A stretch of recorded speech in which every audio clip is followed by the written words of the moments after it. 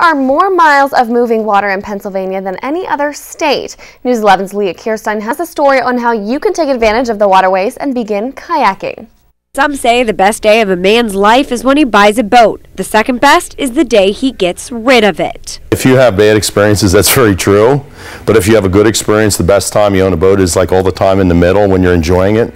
There may be no better way to be out on the water with your family than on a motorboat. But if you're looking for a more affordable way to have fun on the water and out in nature this summer, you may want to try kayaking. The neat thing with kayaks is they have really evolved. Today, kayaks have become recreational oriented, more toward just lots of people can get in and enjoy, very safe, very stable. Lancaster County Marine has 700 plus options. Some have a seat on top and are geared toward ocean use.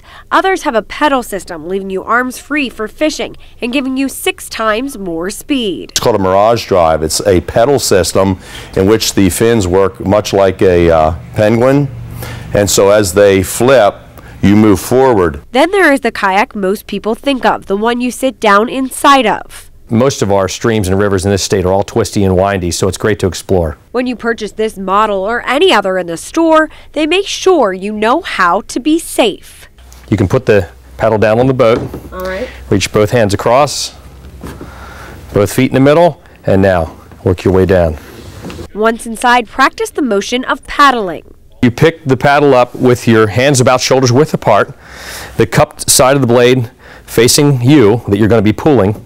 If you begin to dip the right hand and pull and dip the left hand and pull, that's basically you stroking that boat through the water. No matter what waterway you plan to use your kayak in, you need to know how to get out. Hands to the sides. Okay.